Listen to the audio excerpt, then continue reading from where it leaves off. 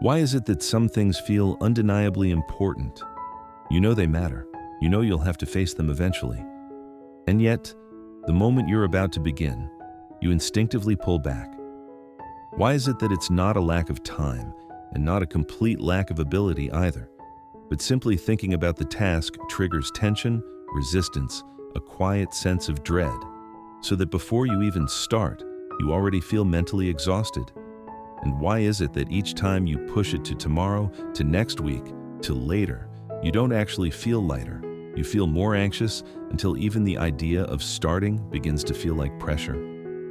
If any of this feels familiar, then today's conversation is not about telling you to try harder and not about forcing discipline or grinding through with willpower. What we're talking about today is a psychological state that shows up again and again in learning, work, and major life decisions, and is often deeply misunderstood: the fear of difficulty. It's not laziness, it's not incompetence, it's an automatic avoidance response that activates the moment your mind recognizes this matters, and this won't be easy. And it may explain why so many people don't fail because they refuse to change, but because they never quite dare to begin facing what truly matters. You may recognize this state immediately. There's something in front of you that genuinely matters. Not a casual task, not something you can half try and walk away from. You know that once you begin, it could influence your future in a real way. And precisely because of that, you don't start. Applying for a new job, replanning your life direction, starting to exercise, learning a skill you know could change your future. It's not that you don't know how, it's that every time you prepare to begin, a wave of tension and hesitation rises inside you. You start thinking, rethinking, running scenarios over and over. The more seriously you take it, the more carefully you prepare, the harder that first step becomes. Because somewhere beneath the surface, you understand something unsettling. This isn't just about completing a task, it's about testing yourself. Once you begin, the outcome can be seen, compared, evaluated. And if it doesn't go well, the fear isn't just about failure itself. It's about what that failure might say about you. In psychology, this kind of fear doesn't come from laziness, it comes from a perceived threat to self-worth. As long as you don't start, you don't have to face the result. And you don't have to confront an answer that might shake how you see yourself. So the fear of difficulty rarely shows up as panic. Instead, it disguises itself as hesitation, procrastination, and the familiar thought, "I'm just not ready yet." What makes something feel suffocating is often not the task itself, but the fact that it has never truly begun. When there's something you know you'll have to face sooner or later, your mind keeps returning to it, sometimes for only a few seconds at a time, but often enough to fracture your attention. It might be an application you haven't sent, a change you keep meaning to start. You tell yourself you'll do it when you feel more ready, more stable, more prepared. But time doesn't make the pressure disappear. Instead, the task starts draining you quietly. You may notice your focus slipping, your mood growing restless, a vague sense of fatigue you can't quite explain, even though nothing concrete has happened yet. Psychology refers to this as unfinished cognitive load. When an important task remains in a not yet started state, your brain doesn't set it aside. It keeps allocating mental resources to it in the background. Over time, this creates a powerful illusion. I don't have the energy to begin. But what's actually exhausting you is not the effort of doing the task, but the constant tension of almost doing it. You're stuck in a state of readiness without release, always preparing, never resolving. And the longer this continues, the heavier the task feels. This is how fear of difficulty grows, not because the task is objectively impossible, but because the mind has been carrying it without closure for far too long. Before anything even begins, you're already worn down by the act of holding it. Many people believe procrastination is a way of avoiding difficulty. In reality, it's a way of amplifying it. Each time you delay a task because it feels overwhelming, your brain receives a small but powerful reward. The tension drops. The discomfort fades. That momentary relief is quickly recorded as a learning signal. avoidance equals safety.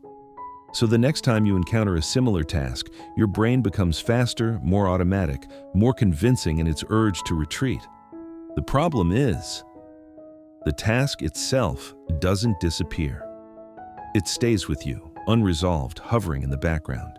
You may not be working on it, but you keep thinking about the fact that you're not. In psychology, this is known as the Zeigarnik effect. Unfinished tasks continue to occupy mental space and drain attention. Over time, something strange happens. The task doesn't actually become harder, but your emotional response to it grows heavier. It starts to feel bigger, more complex, more intimidating than it truly is. Eventually, you're no longer facing the task itself. You're facing an inflated mental version of it, shaped by repeated avoidance and imagination. This is why people often say, "It's not even that hard, I just can't bring myself to start." Procrastination never protects you from difficulty. It only allows fear to grow unchecked.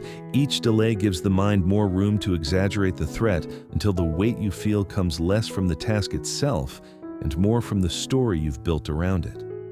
You're not overwhelmed by reality. You're overwhelmed by a difficulty that has been magnified through avoidance. What actually breaks fear of difficulty is never more thinking, more preparation, or waiting for the perfect state. It's action itself. Psychological research consistently shows that emotion is not a prerequisite for action. Action is what reshapes emotion. The moment you do even a small part of the task, your brain receives a different signal.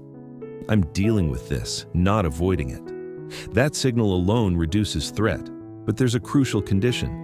The action must be small enough to feel survivable. Not finish the task, but simply touch it. Write a paragraph, not the whole piece. Practice for 10 minutes, not an hour.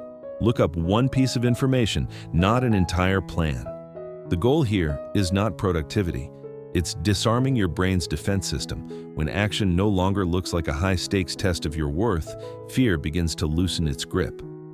This is why so many people report that once they finally start, they think, "It's not as terrifying as I imagined."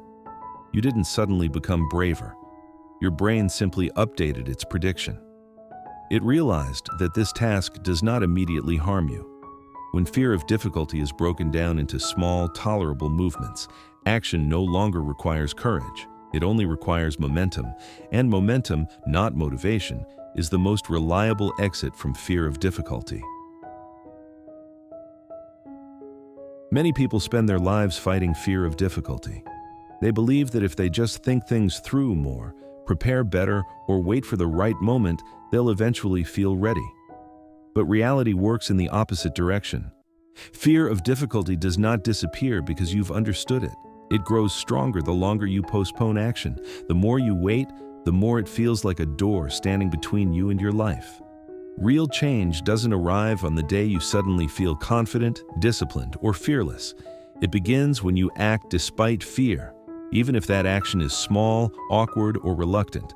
Not a perfect step, just a real one. When you begin to act, your brain slowly revises its definition of danger. When action continues, fear stops being an emotion and becomes information.